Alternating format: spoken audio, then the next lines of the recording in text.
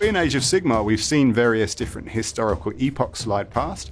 We've gone from the Soul Wars into the era of the Beast. The unleashing of Kragnos, the Earthquake God, has seen Gur driven into a frenzy. Everything's coming after you. So we've got this very interesting landscape to explore. The Gnarlwood is a new and exciting location. It's like the pulsing heart of Gur, and essentially it's a place of carnivorous forest.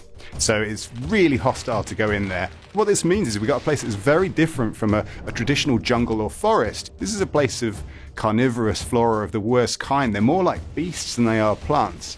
These things will even roam around when it's quiet and they'll come and try and push their roots into your chest and drain you of nutrients and blood. So, why on earth would you go into a place like this? It's clearly going to eat you at some point if you let your guard down for too long.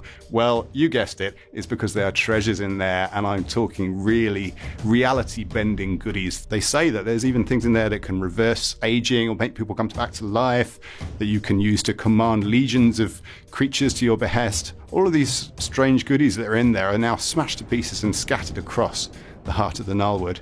It's called Talaxis, the Ravening Ruin, and if you can make it in there alive, then who knows what you might find. The reason it's in there is because we've seen a Seraphon temple ship essentially blown out of the cosmos, and it's careened down and crashed into Gur. It's smashed to pieces in this area of Gur called Thondia, and that was no normal temple ship. It had inside it Realm Shaper engines. So the Seraphon will grow living things around their temple ships until effectively they're defended by all of these predatory jungles, and in this case, the Gnarlwood. One of the best things about Warcry is you can climb up on stuff and maybe push people off as well, and we've kept that alive in the Gnarlwood. So we've got these great sort of rope ladder bridges that are made of strange bamboo and monster bone lashed together that lead you from one tree to another, from one platform to another.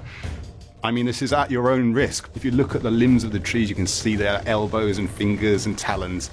So yeah, you don't want to be making yourself too comfortable up there, but they do enable you to cross from one to another and to get various objectives and treasures as you go. So there's loads of exploring and climbing and stuff to be done. Developing a setting like this takes some time. Talaxis, the Ravening Ruin, the Gnarlwood around it. This is stuff that we've hinted at before. So the first mentions of the Gnarlwood were way back in Age of Sigmar at its inception, but we are now really delving in there. And it takes years to bring it to life. We had loads of cool concept sketches and artwork and talked about what it's like in there and how dangerous it can be. So it takes a while. That then informs the scenery that we make, and slowly but surely we build a new realm for you guys to conquer. So to describe the setting in 3 words, I would have to say ferocious, unrelenting, and fun.